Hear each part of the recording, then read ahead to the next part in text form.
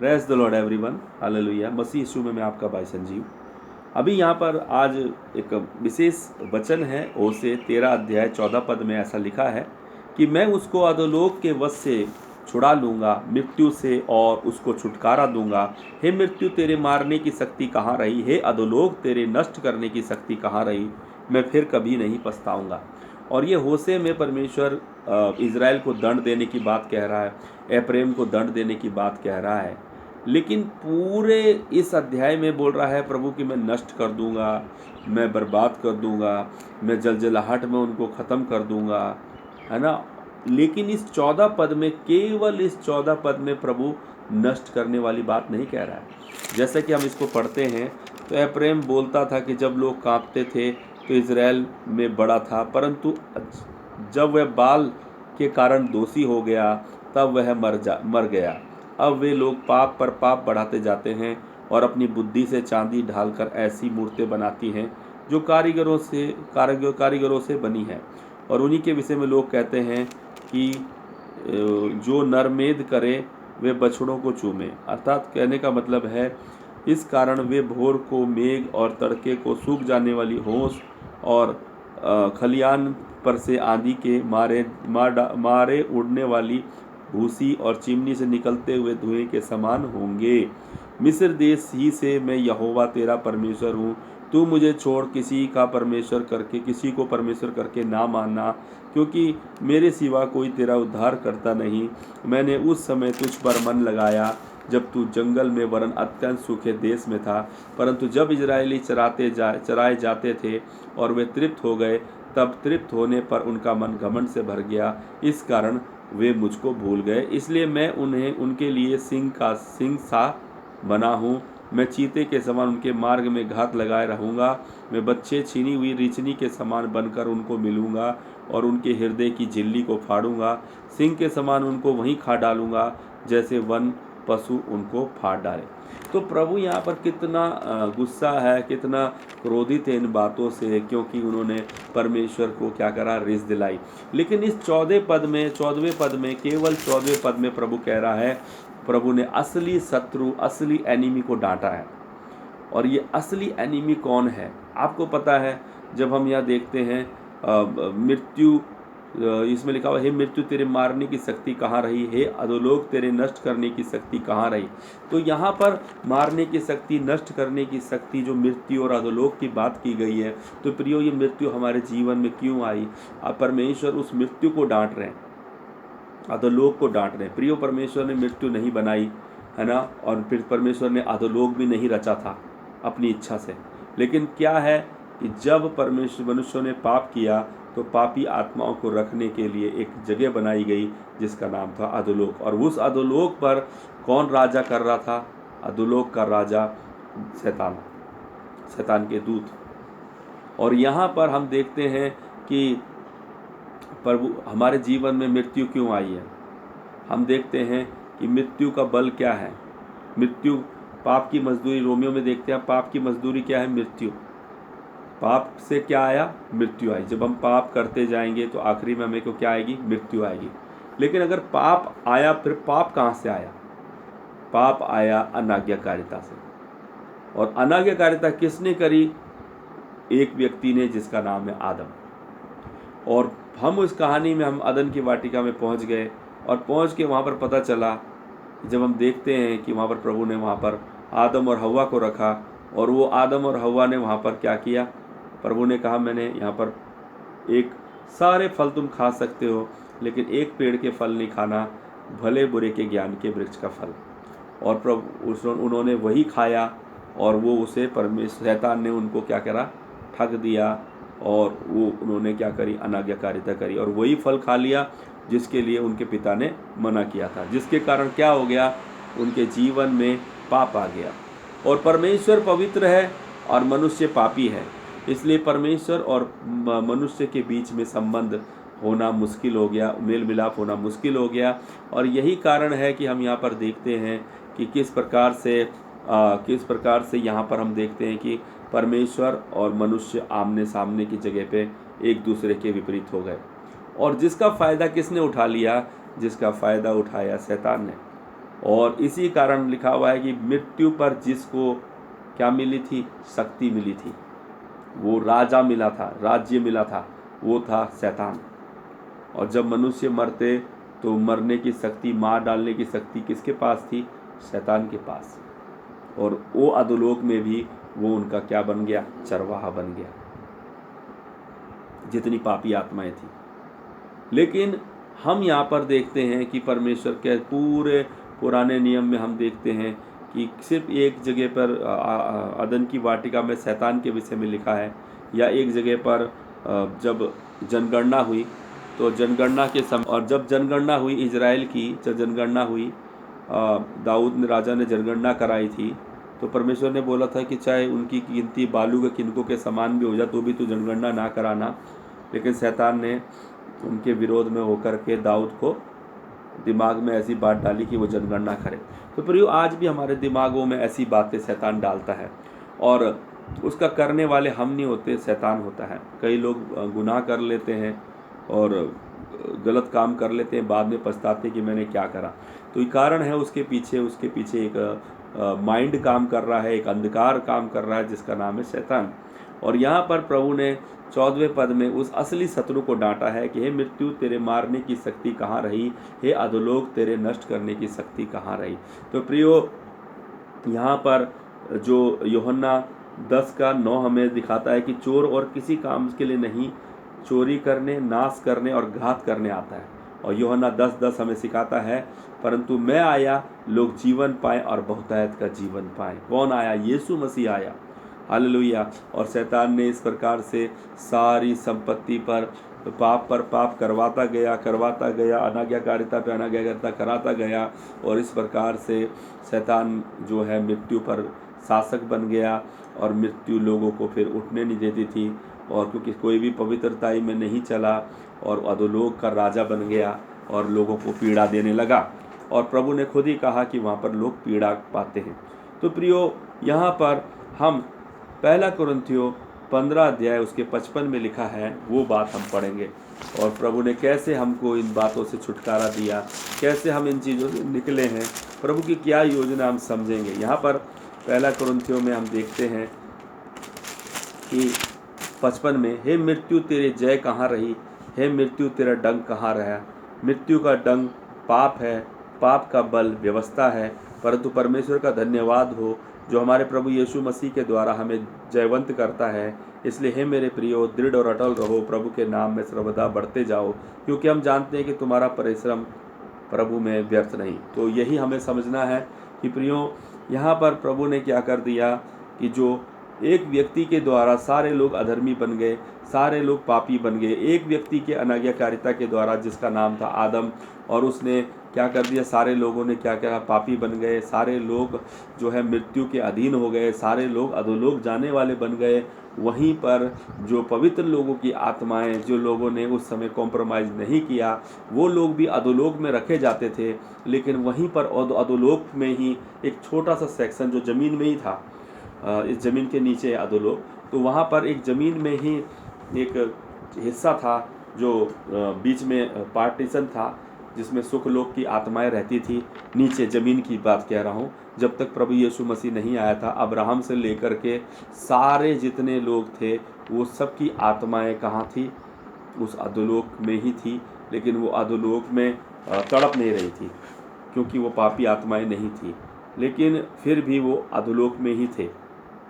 क्योंकि जब हम देखते हैं कि जब भूत सिद्धि करने वाली के पास साउल राजा जाता है, तो भूत सिद्धि करने वाली जब वो बुलाती है, तो सैमुएल जब बाहर आता है तो भूत सिद्धि वाली डर जाती है, क्योंकि वो जानती है कि एक पवित्र व्यक्ति ऊपर को आ गया।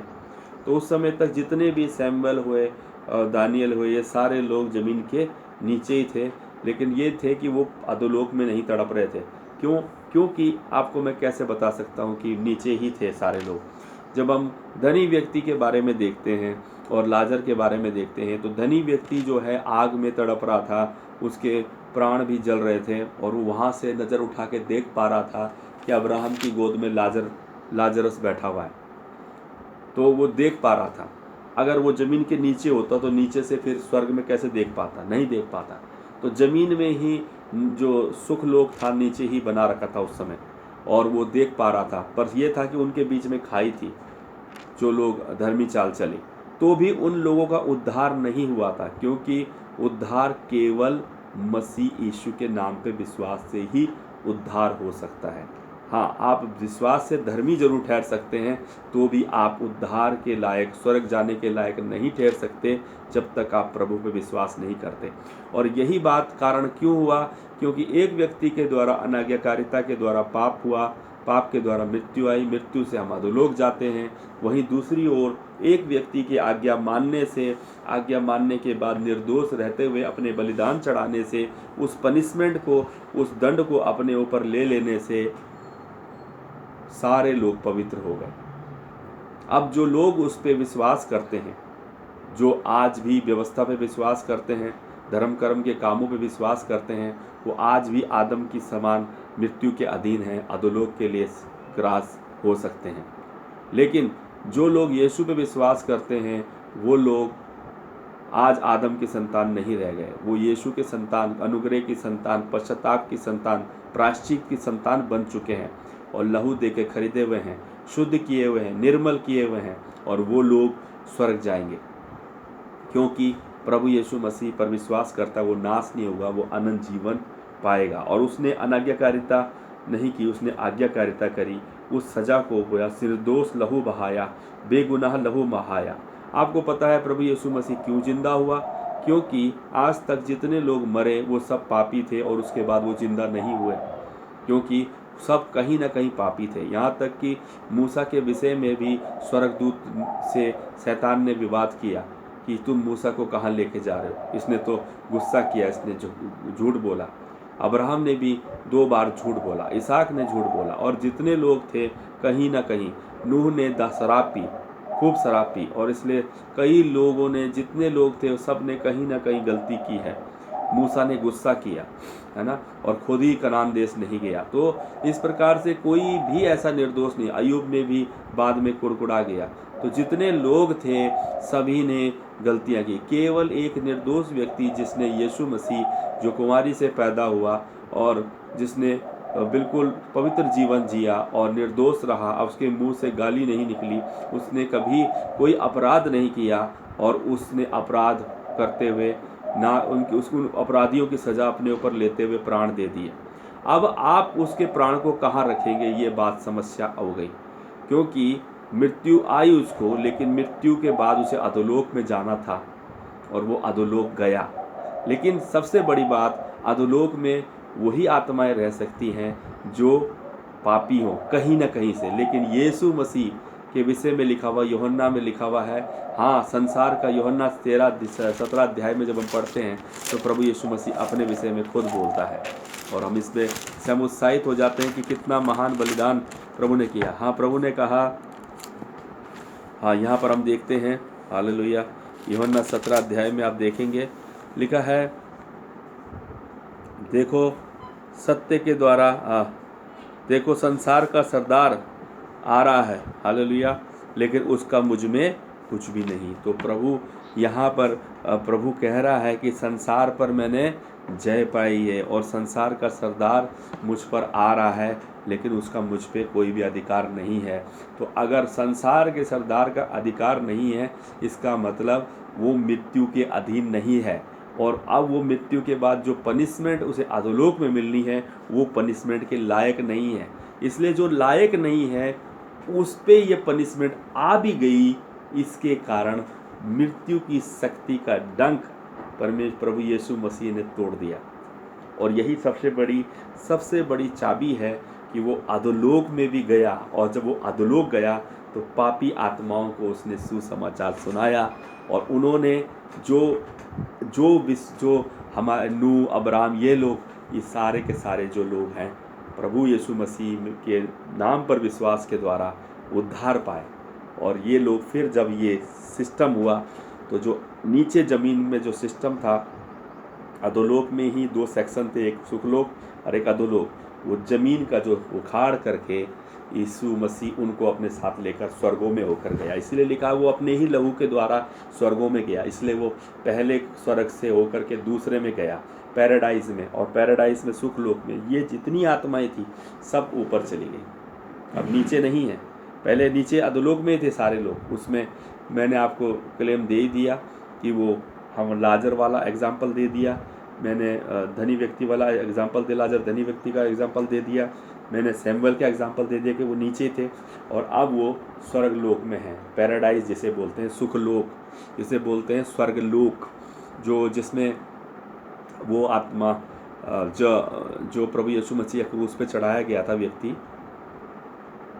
जो प्रभु ने उस जिसे माफ़ी दी थी, तो प्रभु ने कहा आज ही तू मेरे साथ स्वर्ग लोक में होगा, स्वर्ग में नहीं स्वर्ग लोक में होगा, तो स्वर्ग लोक पैराडाइज में।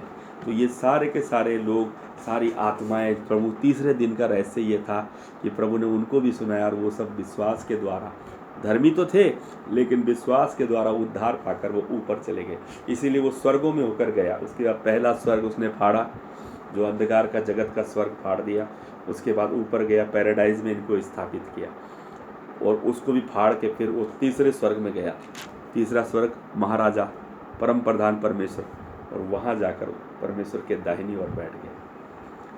तो उसने एक ही बलिदान द्वारा सारा, तो ये रिजरेक्शन हो गया, उसने जीवन से मृत्यु को, अब देखो मृत्यु की जो मृत्यु थी, मृत्यु की शक्ति से क्या कर दिया, मृत्यु ने, जय ने मृत्यु को निगल लिया। जो मृत्यु जो जय कर रही थी, मृत्यु जो जय कर रही थी उसको उल्टा कर दिया, जय ने मृत्यु को निगल लिया और मृत्यु हार गई और प्रभु यीशु मसीह पवित्र आत्मा की सामर्थ्य से जिंदा हो गया और जिंदा होकर के स्वर्ग गया और अधोलोक की चाबी भी तोड़ दी, क्योंकि अधोलोक से जितनी सुखलोक की आत्माएं प्रभु ले गया। और प्रभु ने फिर क्या कहा लास्ट में कि अधोलोक और मृत्यु की कुंजी भी मेरे पास है। इसलिए प्रियो निश्चिंत हो जाइए, परमेश्वर ने रिजरेक्शन, प्रभु यीशु मसीह रिजरेक्शन हुआ, उसका पुनरुत्थान हुआ, तो पुनरुत्थान के बाद प्रभु ने उसको वहाँ पर मृत्यु पर भी अपना अधिकार ले लिया, उसकी चाबी ले ली और अधोलोक की कुंजी भी अपने पास ले ली। आपको पता है आखिरी में सबसे अंतिम शत्रु कौन है, अधोलोक और मृत्यु, ये सब के सब भी नरक में, बॉटमलेस पिट में डाले जाएंगे, अंतिम शत्रु ये भी है। तो प्रियो हम देख सकते हैं यीशु मसीह निर्दोष ने ये सारा कुछ किया, तो इसलिए अनुग्रह से हमारा उद्धार हुआ है ना, हम नीचे नहीं, हम ऊपर जा रहे हैं और प्रभु की महिमा करें। और वो प्रभु के दाहिनी ओर बैठ गया, एक ही बार बलिदान होने के द्वारा सबका उद्धार का कारण बन गया। आमीन। इसलिए हमें इफिसियों 1 अध्याय उसमें हमें इसका अर्थ मिल जाएगा, क्योंकि प्रभु ने क्या किया ये देखेंगे। 1 अध्याय में ऐसा लिखा है कि जो सब प्रकार की लिखा है, और जो उसने मसीह में किया कि उसे मरे हुए में से जिलाकर स्वर्गीय स्थानों में अपनी दाहिनी ओर, स्वर्गीय स्थानों में मतलब कई प्रकार के स्थान हैं, उनमें सबसे सुपीरियर स्थान उसके बगल में परमेश्वर के दाहिनी हाथ में बिठा दिया, और सब प्रकार की प्रधानता, अधिकार, सामर्थ, प्रभुता के हर एक नाम के ऊपर, जो ना केवल इस लोक पर आने वाले लोक में भी लिया जाएगा, बैठाया। सब कुछ उसके पाँव के तले कर दिया, सब वस्तुओं में शिरोमणि ठहराकर कलीसिया को दे दिया। यह उसकी देह, उसकी परिपूर्णता है, जो सब में सब कुछ पूर्ण करता है। तो प्रभु यीशु मसीह ने कितना बड़ा काम किया। तो इस जय ने मृत्यु को निगल लिया है, मृत्यु की मारने की शक्ति कहाँ रही, और अब मृत्यु तेरी मारने की शक्ति कहाँ रही। तो ये बात हमको समझनी पड़ेगी। और इसलिए भक्ति, इसलिए हमें क्या करना चाहिए, शैतान को क्या कर दिया परमेश्वर प्रभु यीशु मसीह ने, पावरलेस कर दिया, मुर्दों में से जी उठ गया, और देन फाइनली लॉर्ड जीसस उन्हें फिर जिंदा करेंगे। विश्वास में स्थिर रहें। सबको जय मसीह की।